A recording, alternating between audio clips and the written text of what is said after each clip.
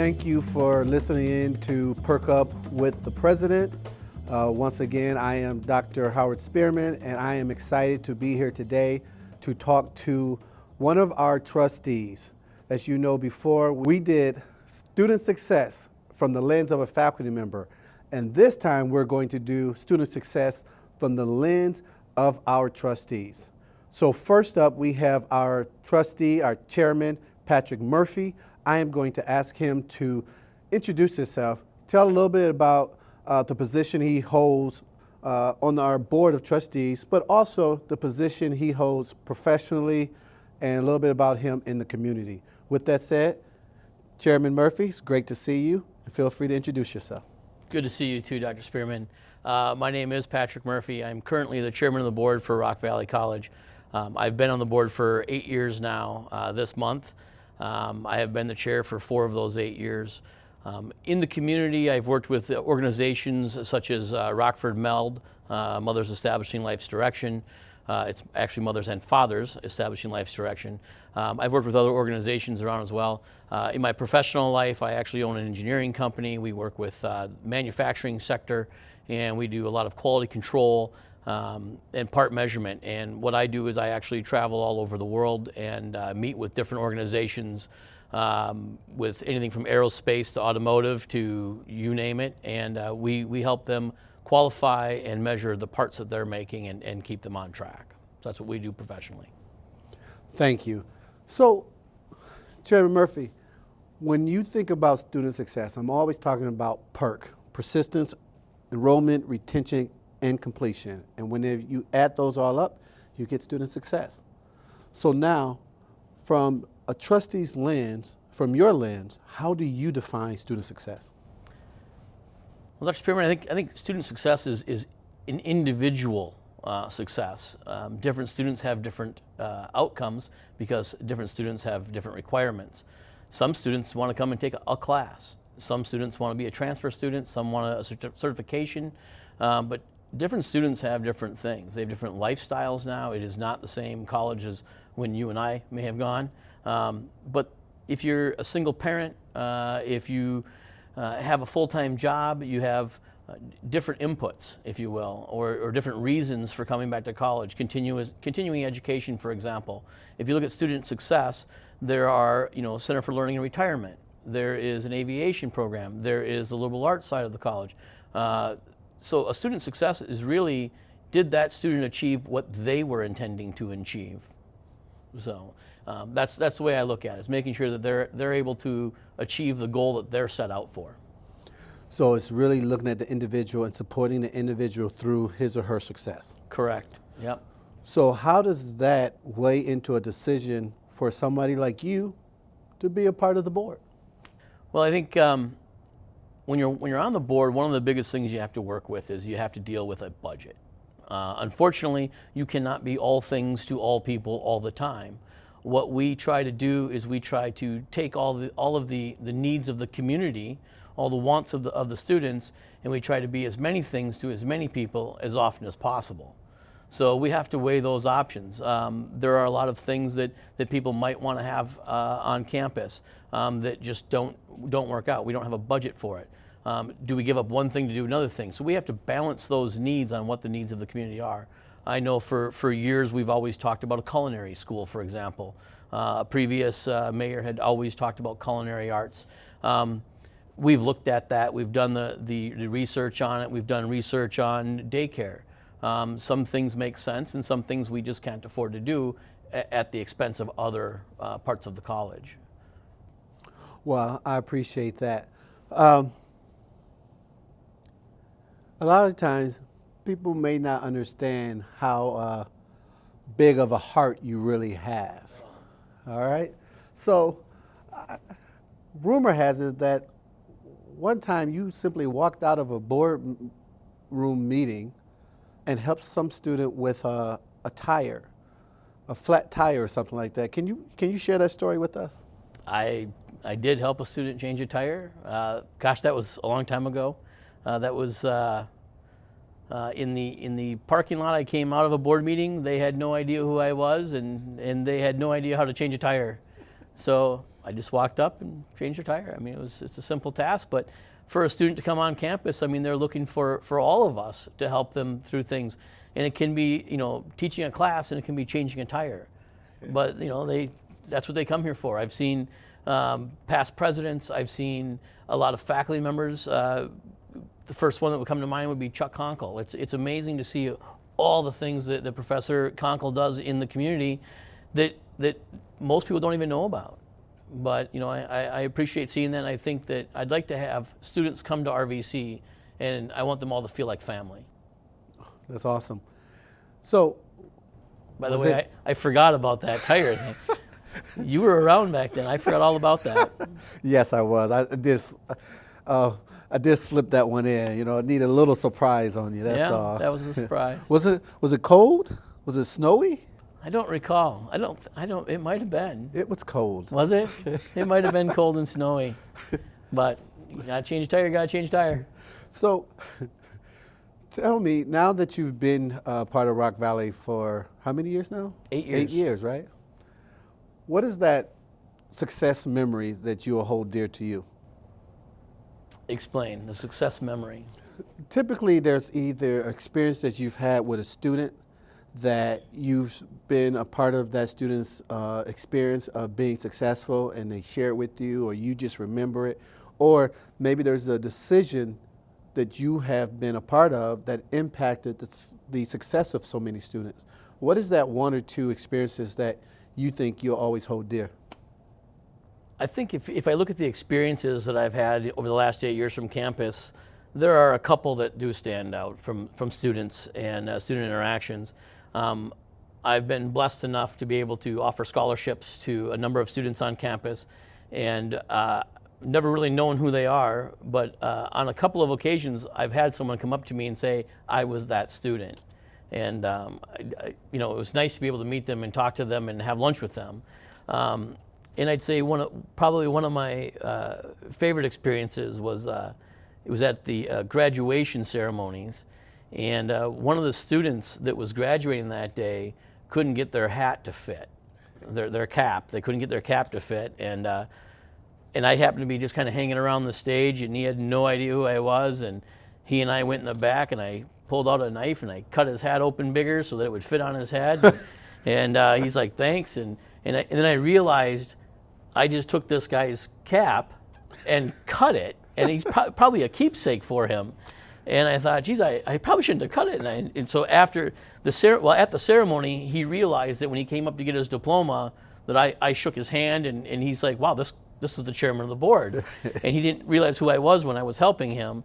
And afterwards, I said to him, I met him out back, and I said, you know what, I realized I cut your cap, and it's probably a keepsake, and please let me know. I'll get you a new cap, something. And he said, no, this one means more to me. So it was a nice experience with him, because he got to I got to hang out with him a little bit, spend some time with him. I got to know him, what he was doing. He was going to go into welding, after this. That's what he wanted to do. So I learned what he was doing. I got to meet his family. I hung out with him for about a half hour after the event. And that's what it's about, when we could be comfortable with who we are and be genuine in our interactions with students. That's when it seems like it is that purest moment. And those are the things that I love to hear, right? I was actually, so my wife called me and said, hey, would you pick up dinner? And she said, what do you want to eat? So I told her the restaurant I wanted to eat at. When I went to the restaurant, I didn't realize it, but I had on my Rock Valley College mask.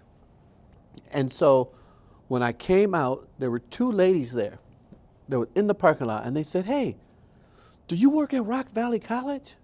And I said, yes, absolutely. And one of them said, well, I was a nursing student there, and you have one of the greatest programs in this area, and I loved your nursing program. The two ladies, all of a sudden the second one said, oh, I went there too. I love Rock Valley College. I love Rock Valley College. I said, well, I'm the president, and you two are making my evening. All of a sudden, when I walked out, I mean, when I said that, a third lady walked out of the restaurant and said, "Oh, you guys are talking about Rock Valley College?" And we all said, "Yes." She said, "I was an art student there. Love Rock Valley College. It was great to me." And she jumped in her car and she took off. And I just said, wow, wow. And the experiences that we are able to have by simply doing what we love to do, meaningful, amazing. I think, like you mentioned, one of the things I was actually speaking with Nate about earlier is when students first come here, a lot of times they look at it as, a last resort, or, well, I can't figure it out yet, so I'll go there first. And there's a lot of, a community college isn't the prestige of a four-year university. But I think the surprising thing for me, or the nice thing that I hear, is a lot of first-year students or second-year students that all say, you know what, I didn't want to come here, but I'm really glad I did. And I hear that time and time again from students, how this was the best experience. It was better than going to a four-year university, and students tend to be better prepared. Rock Valley College, and a lot of people don't understand this, they have the highest rate highest percentage of faculty members with doctorate degrees. We have the highest percentage of classes taught by full-time faculty.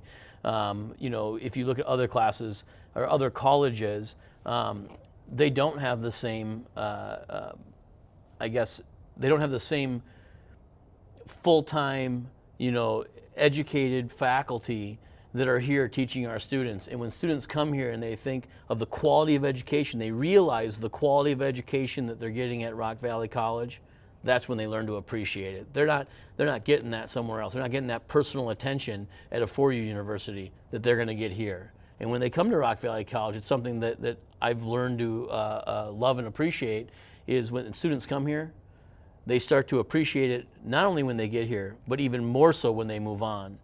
Because when they go someplace else, they look back on their experience at Rock Valley College, and they realize then what a wonderful time it was.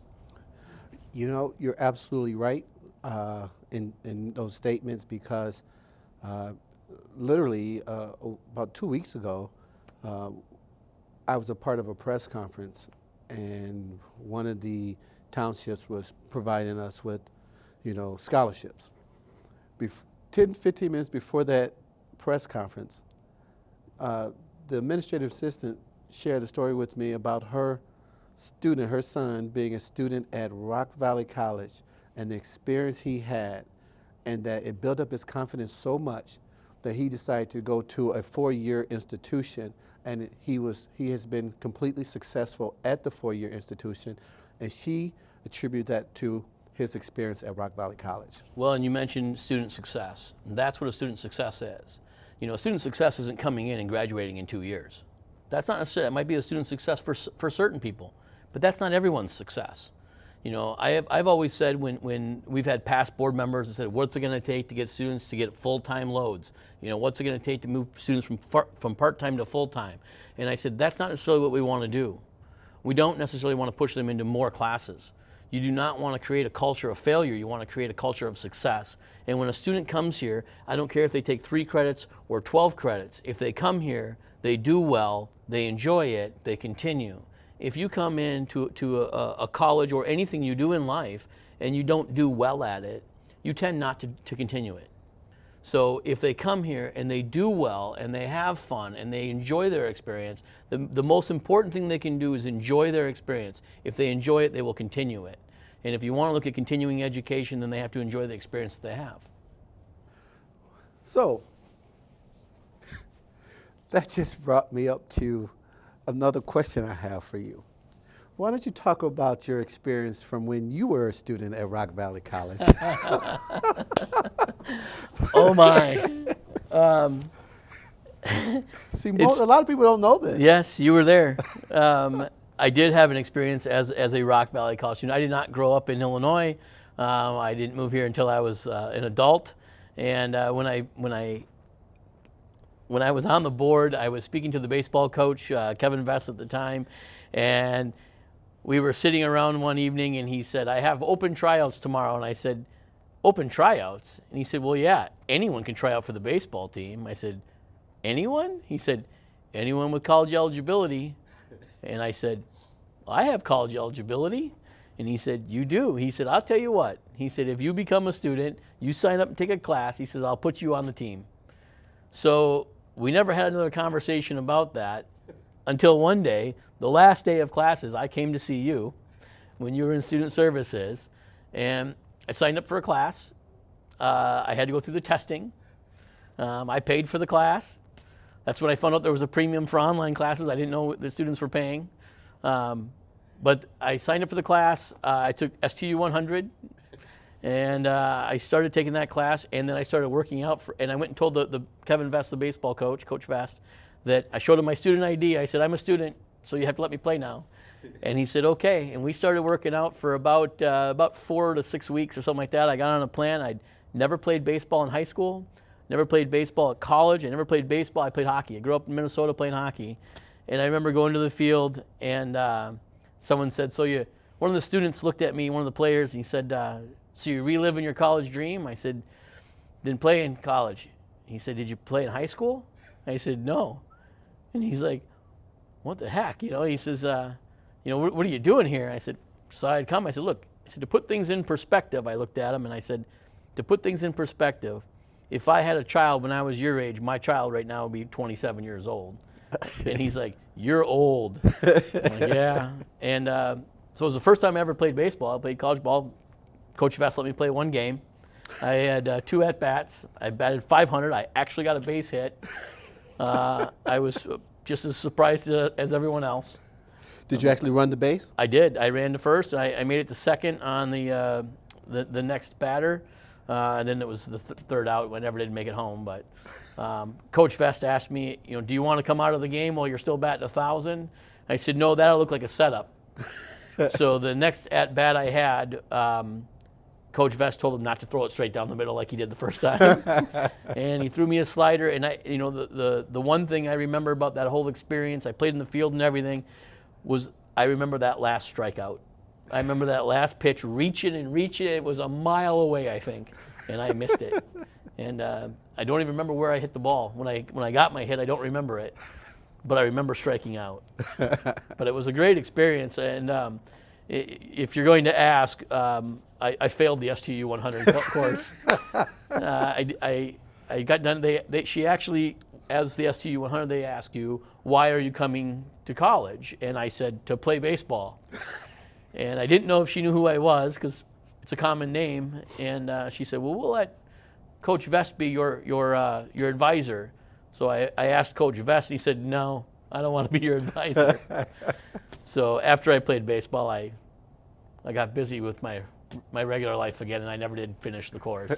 So I apologize, but it was a great experience. I love hearing that story. 45 years old, I played my first college baseball game. And then I'm thinking about the students who were part of that with you. Yeah. I wonder how many times they have shared that story. I have no idea. I never thought about that. Some old guy came out to play. They literally looked at me when I walked up. They said, so you're the old guy? And I said, yep. So what's really funny, I was thinking about, so I used to go and play basketball against the baseball team.